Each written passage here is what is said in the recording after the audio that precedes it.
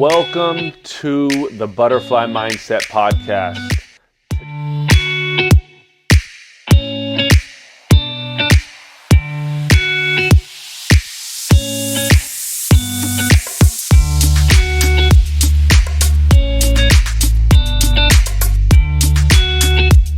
Welcome to another episode of the Butterfly Mindset Podcast. Today, I have one of my good friends, one of my favorite people, one of my mentors, Christopher Lekavich. Thank you so much for being here, brother. My pleasure, Cyrus. So, I want to give a little bit of a background to everybody to understand kind of how we got to know each other. Okay. Back in the day, Okay. I was training with Zak Abdel, who was at the time the U.S. men's national team goalkeeper trainer. Zak then was leaving to go coach the Egyptian national team. Yes, with Bradley. Yep. And when Zak was leaving, I was talking to Zak and trying to figure out where I'm going to go train because Zak was the guy who taught me how to do what I do as far as a goalkeeper. And he said the only person that I should be training with was you. Which was a surprise to me because I didn't realize he was telling people to look me up when he left. Yeah, which was a trip because I don't think he told everybody that. I think he only said a certain people that knew that they had a future or something like that and sent them to you. Only the people he liked, I guess, because, yeah, I'm pretty sure of it because there were other ones that I don't know what I'm going to do because Zak's gone. And yeah, then there were others like you that called me right away and said, oh, Zak gave me your number and I'm interested in working with you. Yeah, and I think what was I think our first session was where at Marina High School in Huntington Beach. Yeah, so I remember going from training with Zak, who's one of the best trainers in the world, to being like, all right, well, I'm going to go train with this guy at Marina High School or whatever. And I remember getting into a session and realizing how you totally broke the game down on a technical level. And then also, as I started going through trainings, you broke the game down on a mental level, which I think was game changer for me as an athlete. Because as a high-performing athlete, as an elite athlete, you go through a lot of BS. Or, Yes. I had a coach telling me every word and then some, calling me this, calling me that, and then me going to training sessions with you feeling like I'm shit, and then you having to actually fix that versus, just fix my technique. Yeah. What I'm curious about and what I like to share with this podcast is really how successful people think and why they think that way. And you're, I think, one of the best trainers, goalkeeper coaches, mindset coaches in the world. Whether that's said to on a big scale or not. I've worked with the best mindset coaches in the world. I've worked with some of the best coaches in the world with my playing career and whatnot. But I think that I learned the most from you. And I'm more curious on how you got there. So I think what I'd like to start with is where did you always play soccer? Were you always this thought process from when you were little? How did that come up? So I had been around soccer a long time. To go back, one of my first AYSO teams that I ever played on had Mike Lapper on it, and Mike Lapper became a defender for the 94 World Cup team with Brad Friedel and all them for the U.S. But I never had success because I got in my own way. I was a problem child. I was a delinquent, and I just did stuff how I wanted to do it, whether it was right or wrong, that's what it was going to be. And eventually my mom had enough of it, and I got kicked out of the house, and I ended up going into the Marine Corps. And that was probably the best thing that ever happened to me because it forced me to grow up really quick. And when I got in the Marine Corps, I started to realize that I could be a pretty good athlete, not just a good Marine, but a pretty good athlete. And thank God some of the people that I was stationed with, because my first duty station was Rota, Spain, saw the same thing, and they made it so that I had an opportunity to go back to Camp Pendleton after I was done in Spain and try out for the West Coast All-Star team for the base, and then from there make the All-Marine Corps team and then the All-Service team. And by the time I went on deployment, I started to write colleges and got a phone call, went to Cal State Fullerton, and I was basically having to deal with a lot of issues. I was a heavy machine gunner in the Marine Corps, so just because I played soccer doesn't mean I don't do all the hard work, and that would break your body down. Yeah. And took a big toll on my back and everything, and I just dealt with it.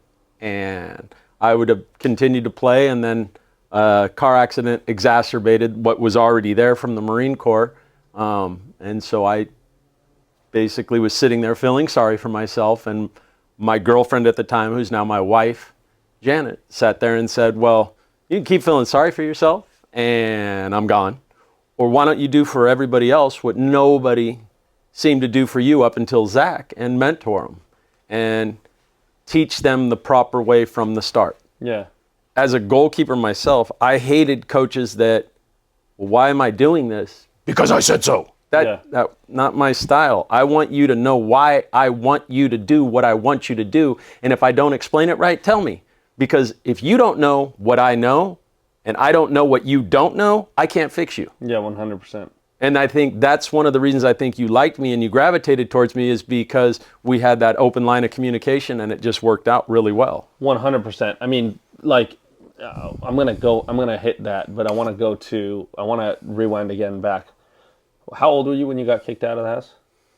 I was 20 years old. So at that point, how did that feel when that happened? Did you, obviously it happened and then you're like, this is the best thing that ever happened to me. Yeah, seriously. And I essentially was young and stupid, and I was going to show everybody that my way was going to work. And like I said, I was a delinquent, got in trouble with the wrong people, and had an epiphany and said I needed a way to figure this stuff out and support myself. Yeah. And it was like one of those spotlight moments in a movie where the light was hitting a Marine Corps recruiter. And I went in and I spoke to him and took the ASVAB, and the rest was history. And then when you got into the Marine Corps, did you plan to, was that like your end game? Like, what was the thought process there? At that time, I had no thought process. I was angry at the world. And essentially, by being in that military mindset, and essentially when you go into boot camp, they break you down. Basically, you're worthless, but then they show you why, if you're part of something greater, that you can achieve anything. Yeah. Kind of like a team, right? So it's the same kind of concept and mindset that I try to persuade people to buy into when I'm teaching them. And yeah, I never planned on playing soccer again. And then somebody basically saw my junior college transcript, Gunnery Sergeant Ramirez. I still remember him. I called him my Mexican dad in the Marine Corps. And he's like, hey, I see you played junior college soccer and you were pretty good at it. It's like, well, I used to. I don't play anymore. He's like, that's great. You got practice at 4:30. 16:30. I'm like, I don't play anymore. That's great. We'll see you at practice, 16:30. And I went out, and the rest was history. So, is that you said, what was his name? Gunnery Sergeant Miguel Ramirez.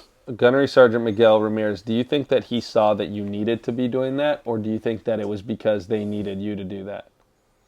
I think it was a combination of both. I know that they needed somebody, because when I played for them over in Spain, we were undefeated for 18 months, 19 months, and I didn't concede a goal until he left. He was stationed at another base. He went back to Camp Pendleton, and I had a different coach, and I conceded one goal. So, but he saw that I needed something to belong to too. Yeah. Idle hands get kids in trouble, and it's the same in the military when you have young guys that are just enlisted there.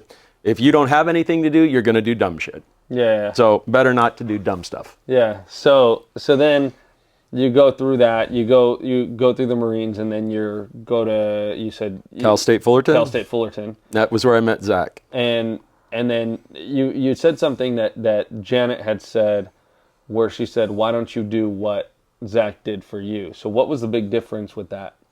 I was self-taught my entire life. I mean, don't get me wrong. It's not like I was some child prodigy that just understood it, but I was good at math. I understood angles. I understood the concepts of goalkeeping. I understood all of it, but I never had a trainer, a coach, up until Zach, to basically mentor me the way that a coach should. Yeah. I mean, I had seen position coaches for forwards or for defenders or for midfielders, but I never had one for a goalie coach. They were always just basically do this, dive here, do that. And it was just drill after drill after drill. And if you asked them a question, most of the time, why are we doing this? Because I said so. Yeah. I never had somebody like a Zach until Zach explained to me, this is why we do what we do. Yeah. And then it just made sense. And I'm like, that's just genius. And then you're going through this, like, you know, crisis. Transition. Yeah. From player to not being able to do what I love anymore. Yeah. Yeah. And you're like, basically, you know, screw the world.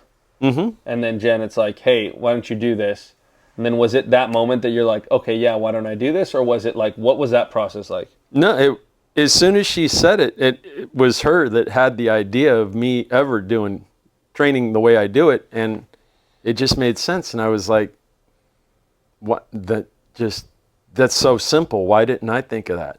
She's the genius. I mean, she came up with the idea, or I'd probably still be feeling sorry for myself because woe is me and I didn't deserve this or whatever. Yeah. But adversity makes incredible things. You think diamonds are formed under a tremendous amount of pressure, so it's the same idea. So talk to me about like that. So then that decision's made to start getting into that. Mm-hmm. Then you're like, how did you actually do it? Like, you know, like, how do you get clients in that way, like at that point? At the very earliest, and it was funny, I had gone into Sports Page, and I remember being there, and I was talking with Elias, the owner. Yeah. And V was in there, who was a coach. I believe at the time he was in charge of he was in charge of FC Bayern, that later became South Coast Bayern, that became the South Coast Strikers, etc. And I guess he was coaching high school at the time and needed a goalie trainer. So he asked if I was interested, and I said sure. And I went and I did what I do and got good results. And from there, I started working for his club and working and going all over and doing the goalkeepers there and getting more and more, I guess, exposure to different goalkeepers and different people. And my name started getting out there.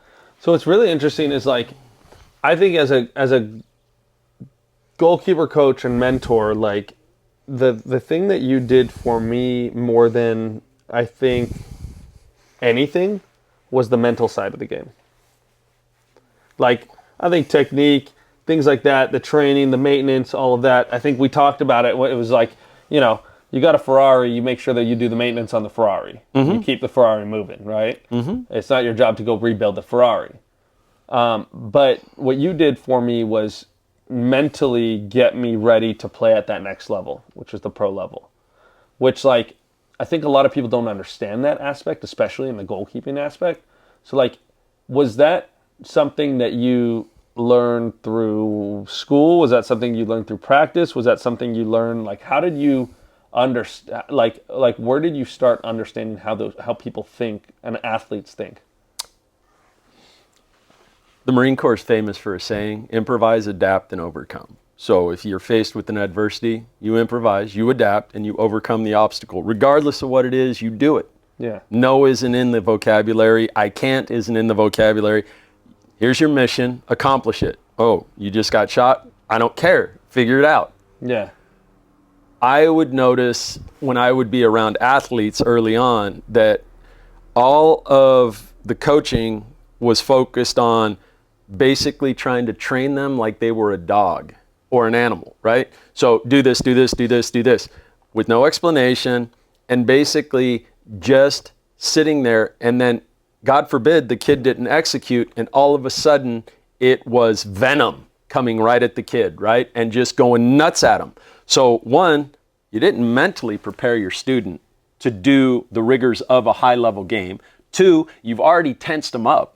And if you remember, the one thing I would always tell you, it's like the more tense you are, you can't react to the situation, because before you can react, essentially, you've got to get your mind to relax your muscles, and then you can move, right? Yeah. So I would go back to the training that I had in the military when we would do room clearing with a 4 or 5 man stack.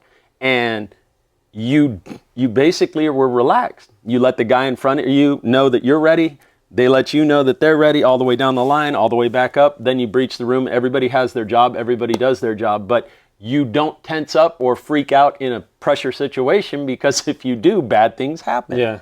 So the more relaxed you are, the more fluid your thought process and your body's reaction to that thought process can be. Yeah.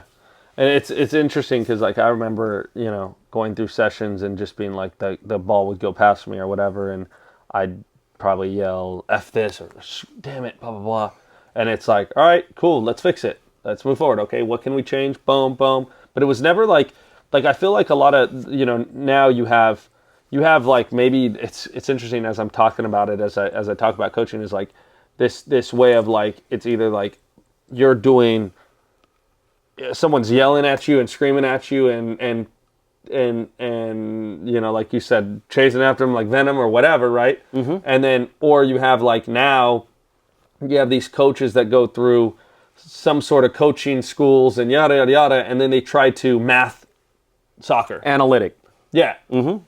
And it's like I was never, when you were teaching, it was never like an overthinking thought process. It was, but you were giving me the information, so that's where I think it's so powerful as a mentor, right? One of the things I would always yell out is stop thinking. Yeah. Quit it. Let your inner goalkeeper take over. You already know what to do. We've already gone. That's why we train as much as we train. We train as much as we train so that you can do it second nature. You don't think, you react. So in that moment when you're sitting there trying to do something, penalty kicks are a great example. If you sit there and you see the kid freeze up, he's thinking about it too much. He's completely lost in the moment, and he's freezing, and he's worried about the situation, instead of taking a deep breath, relax, feel the muscles completely stress go away, and focus only on the ball, not the shooter. Watch what's coming at you and react to what you see. Yep. Your mind can do amazing things if you just get out of its way. Yeah, freaking love that. And so we trained for years. Mm-hmm. I ended up playing pro, ended up coming back home, and then ended up not playing anymore because of my situation and whatnot.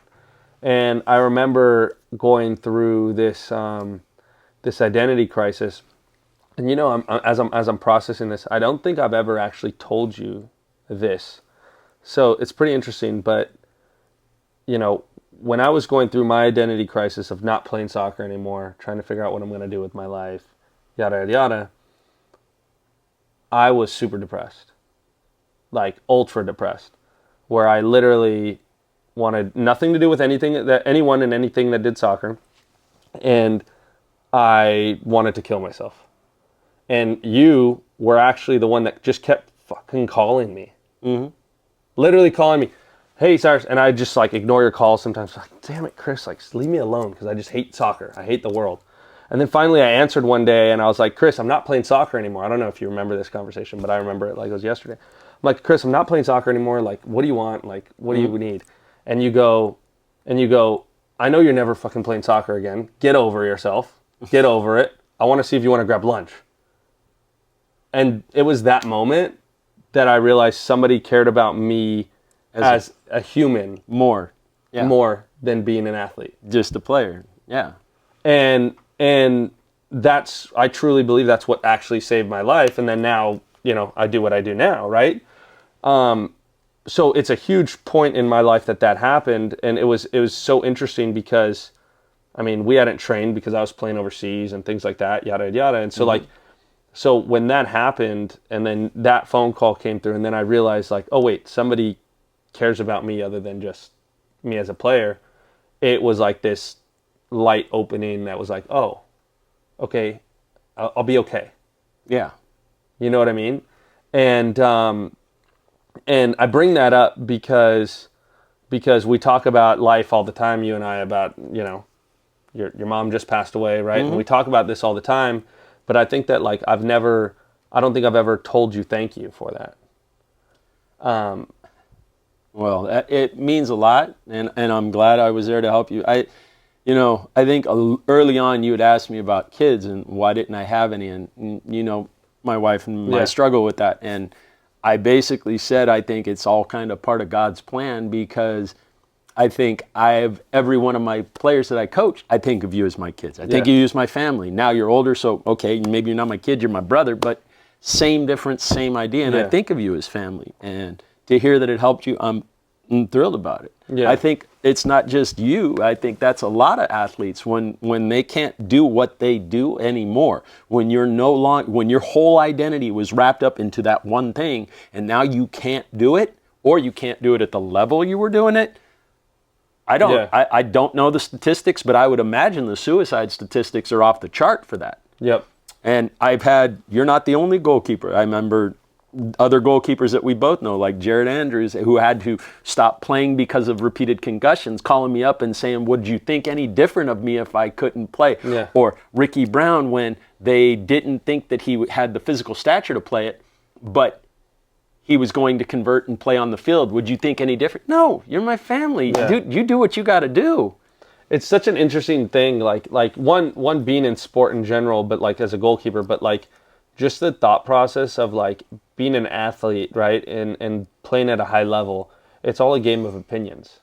Yes, absolutely. Which is so freaking insane, right? Because you go your whole life trying to be the best player, but the best player is based on someone else's opinions. So when those opinions aren't going well, it's I'm not good enough.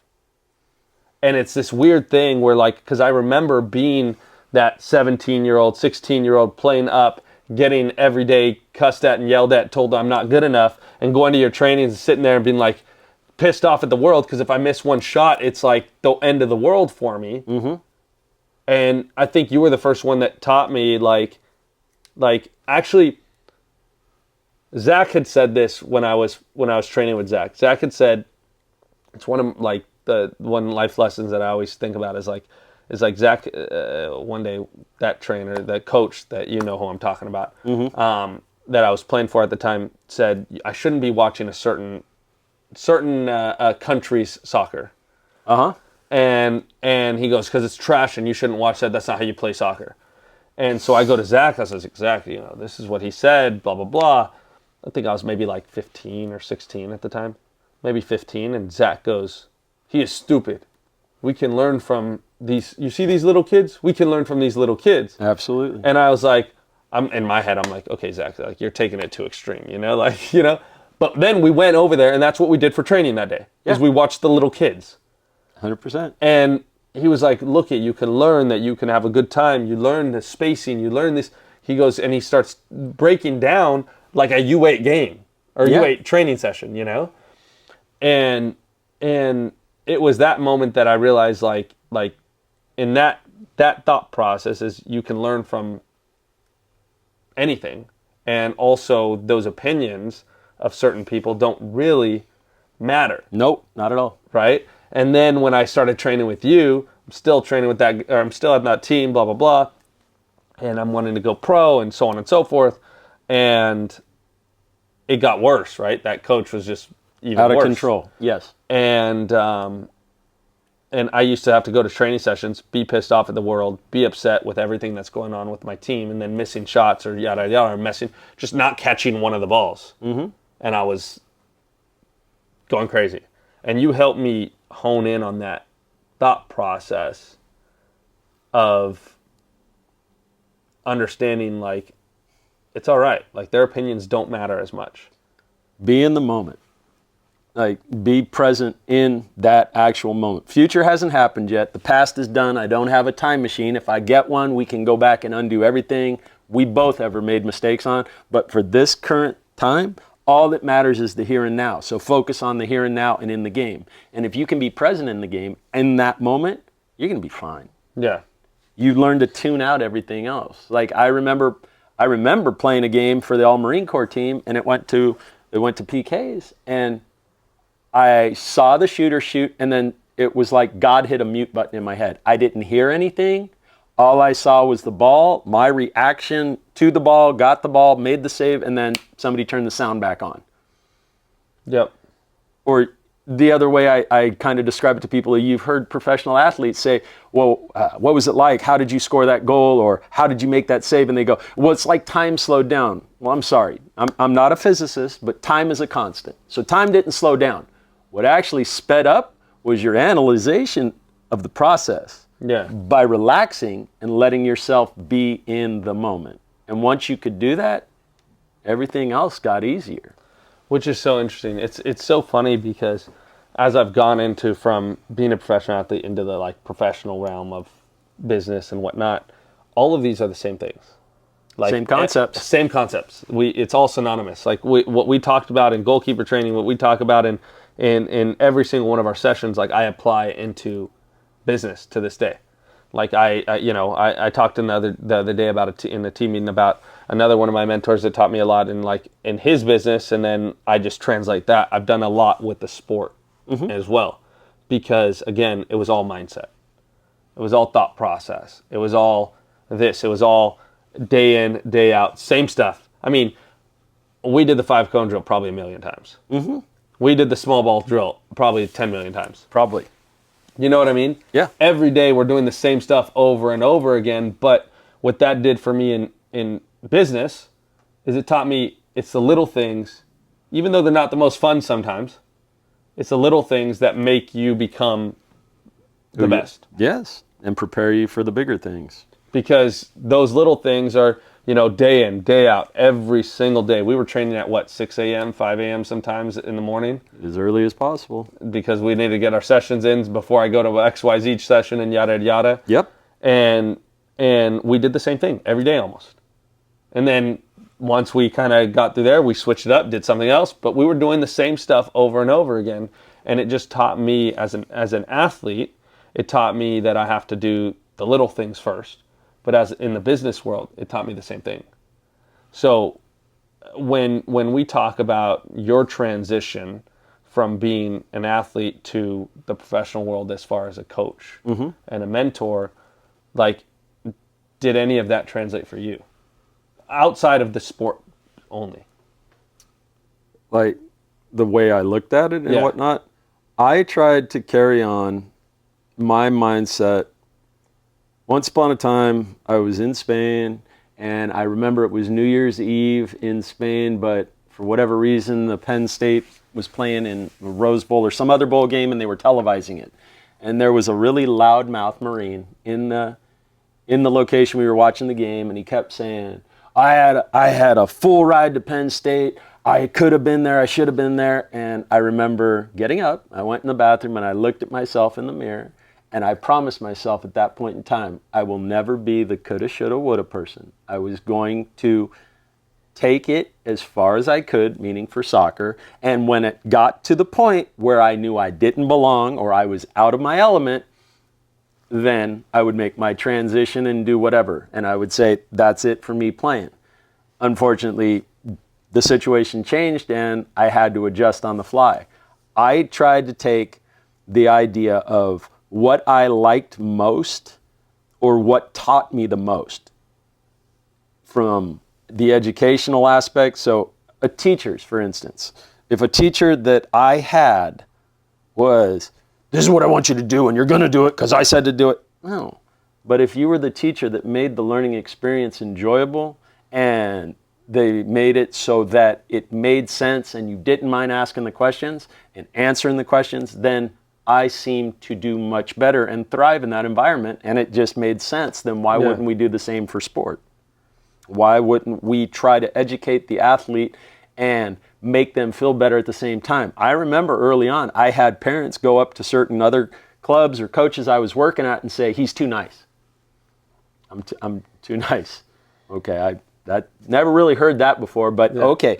I try to make it so it's enjoyable. I want to make you laugh.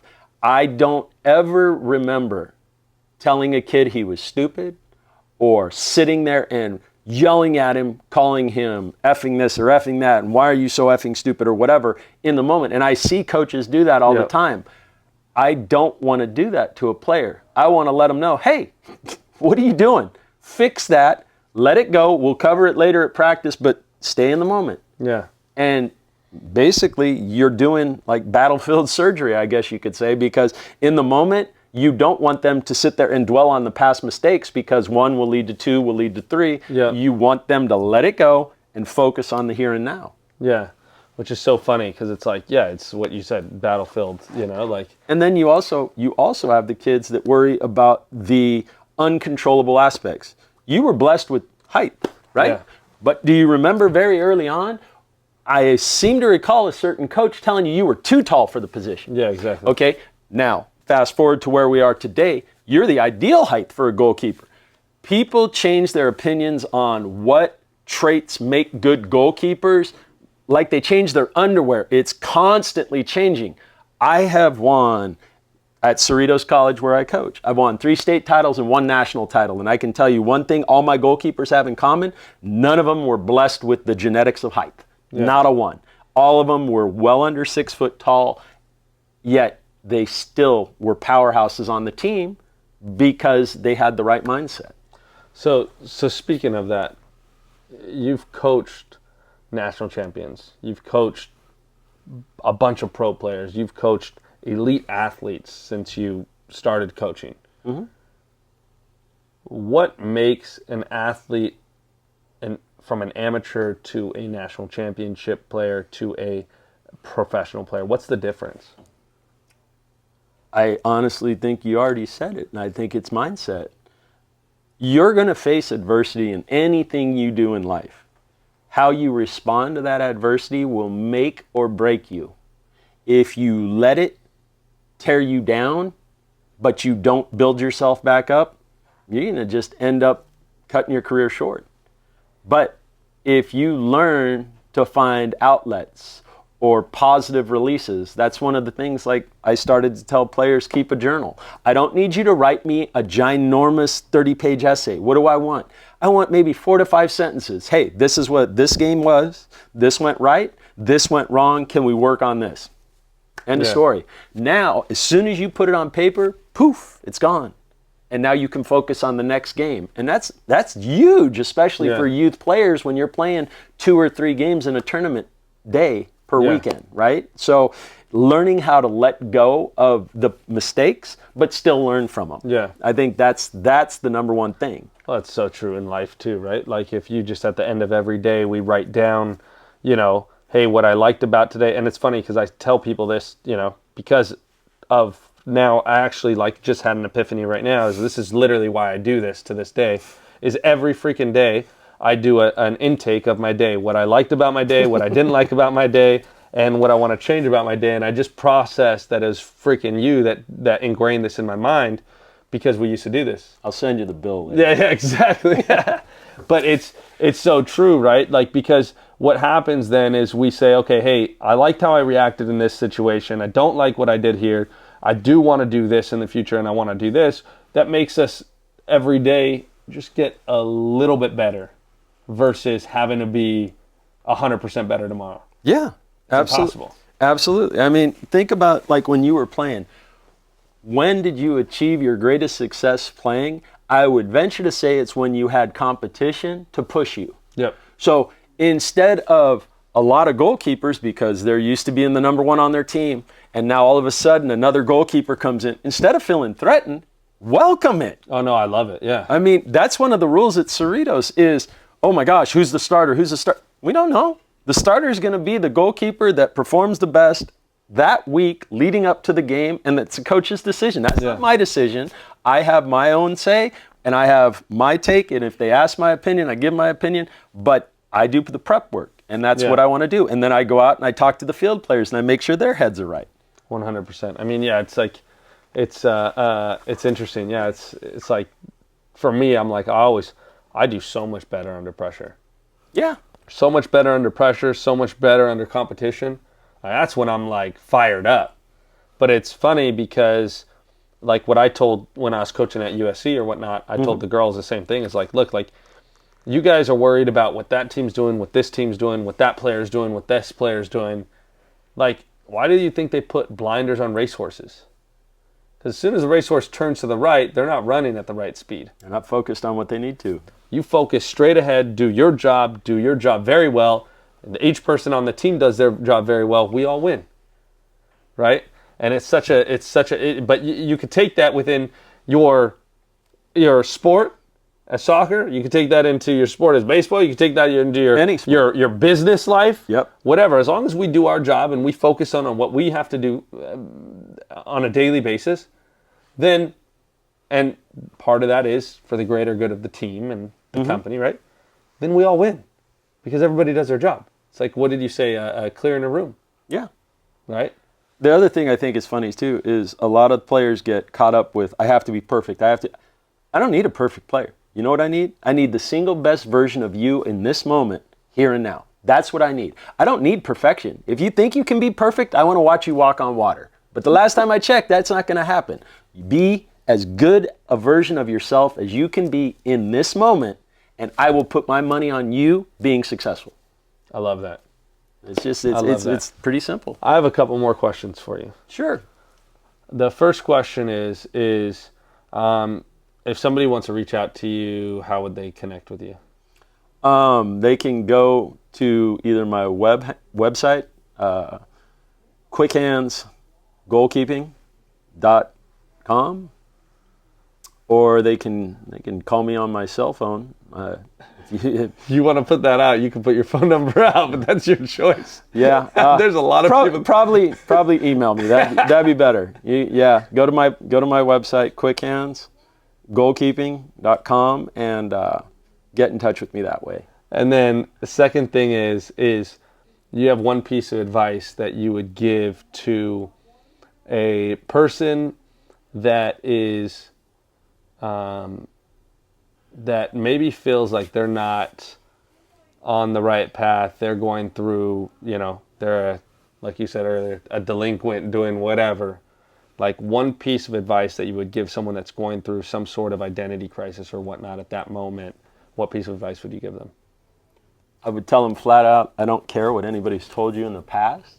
I don't really care what mistakes you've made in the past. There's a reason that on Christmas you get a present and we live in a present, okay? Do it in the here and now, because there's only one person whose opinion matters about yourself, and it's the one looking back at you in the mirror. And until you convince yourself you're a failure, you're not a failure. You get back up, you continue to go forward, continue to make progress. It doesn't matter. Maybe you only do 1% better, but that's still progress. Yeah. Don't feel sorry for yourself and just keep pushing. And eventually it'll get easier. Amazing. I appreciate you so much for being on, Chris. Oh, I would do it anytime, my brother. Thank you, brother. Thank you. Love you.